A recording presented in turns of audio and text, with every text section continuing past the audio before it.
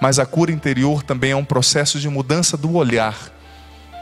Os sofrimentos que aconteceram na sua vida, meu irmão e minha irmã, na minha vida, na nossa história, eles já aconteceram e não vão mudar.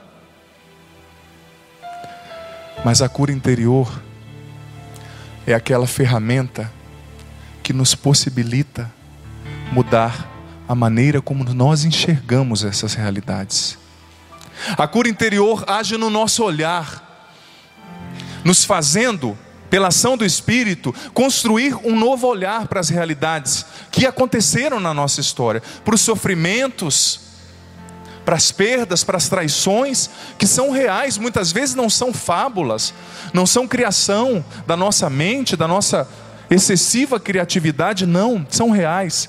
Mas o processo de cura interior trabalha antes e acima de tudo também o nosso olhar para essas realidades, para que nós as compreendamos de uma maneira nova, à luz do Espírito. Porque muitas vezes, irmãos e irmãs, a visão que nós tecemos de determinadas realidades que aconteceram na nossa história é uma visão fragmentada, é uma visão pautada na mentira, na inverdade, e não pautada na verdade que liberta, na verdade que nos faz nós mesmos a partir do coração de Deus. Muitas vezes as nossas feridas estão atreladas no emaranhado daquilo que ficou marcado e ferido na nossa história, há uma compreensão equivocada, errônea, acerca de nós mesmos. Então, diante das nossas feridas, em um processo concreto, maduro e consciente de cura interior, nós precisamos nos perguntar: como que Deus enxerga essa situação? Como Deus enxerga esse sofrimento que eu passei? Qual é a visão de Deus para essa realidade? Porque muitas vezes nós ficamos escravizados em uma autopiedade exacerbada, excessiva, onde nós nos sentimos perenemente como vítimas daquilo que se foi, vítimas do amor que nós não recebemos, ou se não foi da maneira que nós gostaríamos de ter recebido.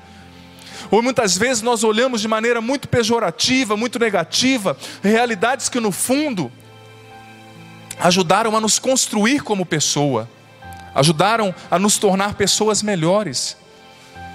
Tudo depende do olhar. Tudo depende do olhar. E é isso que nós vamos trabalhar nessa liturgia, nessa Eucaristia hoje, neste sábado que precede a quinta semana da Quaresma, que consequentemente precede a Semana Santa. Estamos já entrando nesse clima, esse clima sacrificial.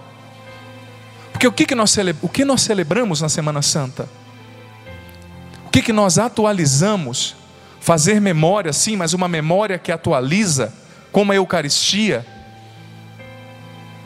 Uma memória que torna presente o fato. Nós celebramos, irmãos e irmãs, antes e acima de tudo, o sacrifício de Cristo. Mas não um sacrifício estéril, não um sacrifício como o Holocausto da Segunda Guerra Mundial, não um sacrifício como as vítimas do vírus HIV e de tantas outras doenças, do câncer. Um sacrifício que gerou vida, e vida em abundância. Pena que essa palavra hoje em dia, sacrifício, não esteja tão na moda, não é? Ou melhor, não está nem um pouco na moda.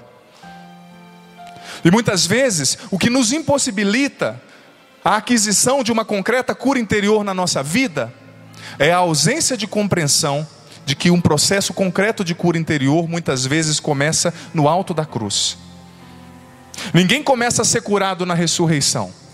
A ressurreição é o fim, é o culminar, é o auge, é o escatom, como nós dizemos na teologia, é o fim. Mas o processo concreto de cura interior, ele começa no alto da cruz. Por isso, se você deseja verdadeiramente, meu irmão e minha irmã, ser curado por Deus, neste final de semana, neste retiro, você precisa não ter medo de enfrentar as feridas que estão dentro de você. Muitas vezes sublimadas, ocultadas pelo seu inconsciente. Você precisa não ter medo de permitir que o Espírito revele você a você mesmo, como diz na Gaudium et Spes do Vaticano II, somente em Cristo o homem descobre o seu verdadeiro rosto. Cristo vai revelar Você é você mesmo. O Espírito vai realizar isso nesse final de semana. Mas é preciso, meu irmão e minha irmã, que você não tenha medo de deparar-se com as cruzes, dos ideais irrealizados dentro de você, dos sonhos que estão pela metade, dos personagens que você criou, mas quando você entra muitas vezes com seriedade dentro do seu coração, você percebe que eles não passam de personagens, não passam de heróis fictícios. Eu gosto muito de uma reflexão do Rubem Alves, onde ele fala da morte dos heróis. Todo mundo tem um herói. Todos nós construímos um herói idealizado dentro de nós, acerca de nós mesmos. E muitas vezes o que mais nos faz sofrer não são nem as dores que a vida nos apresenta, mas é a decepção de percebermos que nós não somos o herói que nós idealizamos, que nós não somos o ser infinito que nós gostaríamos de ser, mas nós somos finitos, marcados pela finitude, pela contrariedade, marcados por tantas feridas na nossa história, na nossa vida. Essa decepção, que é salutar, que é sacrificial e consequentemente curadora, restauradora, é o que mais nos vai sofrer.